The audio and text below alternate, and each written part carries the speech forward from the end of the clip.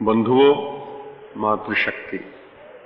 बहुत ही सुंदर चिंतन श्रीमद् भगवद गीता के माध्यम से आप सब लोग श्रवण कर रहे थे। हमारे तपस्वी और विद्वान वैसे तो आयु में लगभग समान होंगे, और उन्होंने बड़ी श्रद्धा पूर्वक हमसे संन्यास दीक्षा ली है। कल उनका नाम भी मैंने कहा था कि हमारे एक स्वामी जी, उनका शिष्य, उनका नाम है स्वयं प्रकाशानंद। वही स्वयं प्रकाशानंद जिनकी कल चर्चा कर रहे थे, वो आज आ गए। प्रायः समय समय पर रहते हैं। पहले प्रिंसिपल थे, अच्छा भरा पूरा परिवार छोड़कर, और संन्यास लेना बड़ा कठिन हुआ करता है। कभी परिवार में जाते नहीं, परिवार के लोगों का कुशल प्रश्न पूछते नहीं, भगवान के ऊपर सब कुछ छोड़कर जैसे विधिवत संन्यास लिया जाए, निर्दम्भ जीवन जीते हुए यत्र तत्र भिक्षा आदि भी करते हैं। हम सब लोग तो उस संन्यास का नियम आजकल पालन नहीं कर पाते। वैसे हम लोगों को भिक्षाटन करना ये बड़ा अच्छा माना गया है। मंडली के संत इसीलिए अपने यहाँ आते हैं। मैं भी वर्ष में कभी एक आध दिन जाता हूँ, लेकिन बड़ी कठिनाई होती है। भाई, मंडली में संतों के साथ जाना ये तो हमारे लिए सौभाग्य है, आनंद की बात है। पर सब लोग पूछते हैं, महाराज आज क्या हो गया? आश्रम वालों ने भोजन देने को मना कर दिया क्या? और ये बड़ी विचित्र बात हुई कि सब लोग अपने कमंडल में, भाई कोई फल ले रहा था, कोई कढ़ी, कोई सब्जी डला रहा था, मैं भी अपना कमंडल ले गया। अब उस व्यक्ति से जब किसी ने कहा कि ये स्वामी जी हैं भारत माता मंदिर वाले, अब बड़े आश्चर्य की बात, मैंने उसमें लोगों से कढ़ी डलवाई, और जिसकी ओर से भंडारा हो रहा था उसने उसमें 500 रुपए का नोट डाल दिया। तो मैंने सोचा कि भाई मेरे को तो मंडली में जाना मेरे लिए बड़ा संकट का कार्य है, लेकिन भिक्षाटन करना ये बहुत ही आनंद की बात है। अभी आपने बड़ी अच्छी बात सुनी। परमात्मा श्री राम सचमुच सारे संसार में साक्षी हैं। कल आपने वही बात सुनी थी। और परमात्मा की एक बड़ी कृपा है। एक क्षण भगवान का नाम लें, फिर चर्चा करें। श्री राम जय राम, जय जय राम।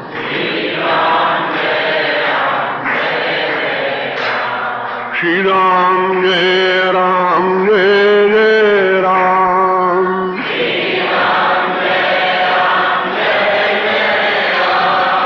श्री राम जय राम, जय जय राम।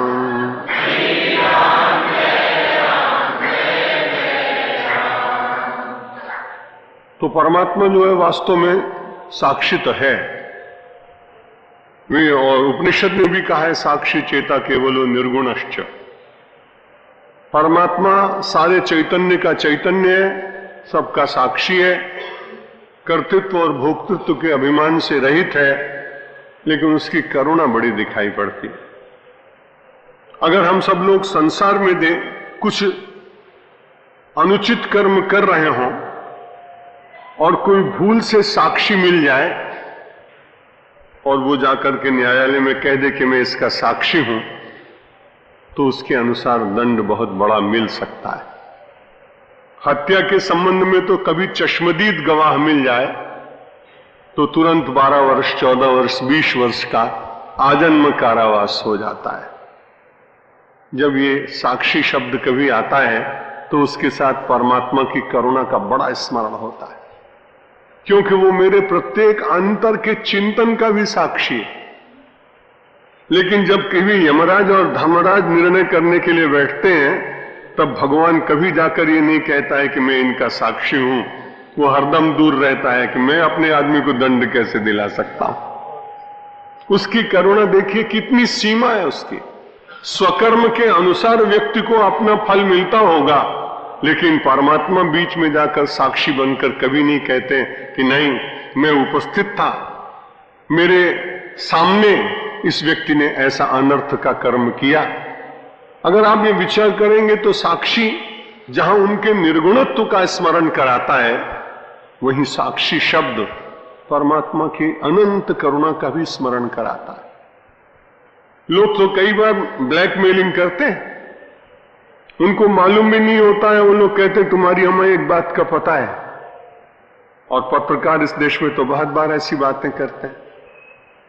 और वो लोग मिथ्या साक्षी बनकर भी कई बार अपने स्वार्थ को सिद्ध करने का यत्न करते हैं, पर परमात्मा की करुणा कितनी कि वो अपने में ही स्वयं कूटस्थ, स्वयं अपने में स्थापित होने के बाद सारे जगत का दृष्टा और साक्षी होने पर भी अविकृत रहता है।